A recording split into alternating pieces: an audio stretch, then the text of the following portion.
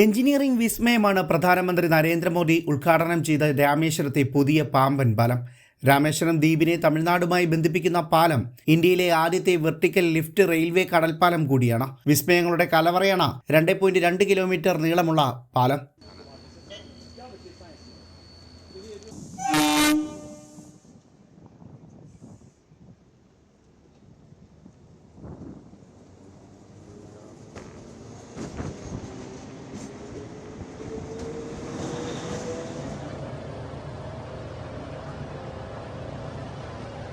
Electro mechanical vertical lift ഉപയോഗിച്ച് പാലം കുത്തനെ ഉയർത്താനും താഴ്ത്താനും സാധിക്കുമെന്നതാണ് ഇതിന്റെ പ്രത്യേകത. പാലം ഉയർത്താൻ 3 മിനിറ്റും താഴ്ത്താൻ 2 മിനിറ്റുമാണ് വേണ്ടത്. 22 മീറ്റർ വരെ സമുദ്രനിരപ്പിൽ നിന്ന് പുതിയ പാമ്പൻ പാലം ഉയർത്താനും സാധിക്കും. കൂടുതൽ വലിയ ബോട്ടുകൾക്കും കപ്പലുകൾക്കും ഇതുമൂലം സഞ്ചരിക്കാനും കഴിയും. പാലത്തിലൂടെ മണിക്കൂറിൽ 75 കിലോമീറ്റർ വരെ വേഗത്തിൽ ട്രെയിനുകൾക്കും സഞ്ചരിക്കാൻ സാധിക്കും. 98 തൂണുകളോട് കൂടിയ പാലത്തിന് 2.08 കിലോമീറ്ററാണ് നീളം.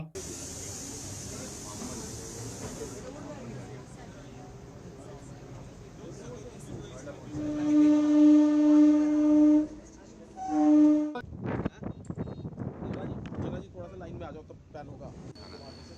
क्या बच्चे साइंस ये जो नया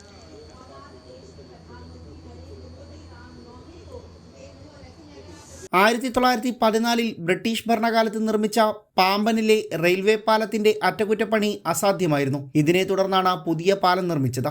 പുതിയ പാമ്പൻ പാലത്തിന്റെ വരവോടെ അമൃത എക്സ്പ്രസ് അടക്കമുള്ള ട്രെയിനുകൾ രാമേശ്വരം വരെ നീട്ടുന്നതാണ്. രാമേശ്വരം തിരുപ്പതി പ്രതിവാര എക്സ്പ്രസും രാമേശ്വരം കന്യാകുമാരി ത്രൈവാര എക്സ്പ്രസും പുതിയ പാലത്തിന്റെ വരവോടെ ഓടിത്തുടങ്ങും. ടൂറിസ്റ്റുകൾക്കും നാട്ടുകാർക്കും ഒരുപോലെ പ്രയോജനവും ലഭിക്കും. 1910 ബ്രിട്ടീഷുകാർ നിർമ്മാണം തുടങ്ങിയ പഴയ പാമ്പൻ പാലം 1914 ഗതാഗതത്തിന് തുറന്നു കൊടുത്തത്. 1964 ചുഴലിക്കാറ്റിൽ പാമ്പൻ ധനുഷ്കോടി പാസഞ്ചർ ഒഴുകിപ്പോയ അപകടത്തിൽ 126 പേർ കൊല്ലപ്പെടുകയും പാലം ഏതാണ്ട് പൂർണ്ണമായി നശിക്കുകയും ചെയ്തിരുന്നു. തുടർന്ന് മെട്രോമാൻ ഇ ശ്രീധരന്റെ നേതൃത്വത്തിൽ 2 മാസത്തിനുള്ളിലാണ് പാലം പുനർനിർമ്മിച്ചത്. കാലപ്പഴക്കത്തെ തുടർന്ന് 2002 ഡിസംബറിൽ പാലം ഡീകമ്മീഷൻ ചെയ്തിരുന്നു. ഇതേ തുടർന്നാണ് 535 കോടി രൂപ ചെലവിൽ പുതിയ പാലം നിർമ്മിക്കാൻ ആരംഭിച്ചത്. പഴയ പാലത്തിൽ ലിഫ്റ്റ് സ്പാൻ 2ആയി വേർപെടുത്തി ഇരുവശത്തേക്ക് ഉയർത്തുകയാണ് ചെയ്തിരുന്നതെങ്കിൽ ലിഫ്റ്റ് സ്പാൻ ലംബമായി ഉയർത്തുന്ന സംവിധാനമാണ് പുതിയ പാലത്തിനുള്ളത്. ഇത്തരത്തിലുള്ള രാജ്യത്തെ ആദ്യ വെർട്ടിക്കൽ ലിഫ്റ്റ് കടൽപ്പാലമാണിത്.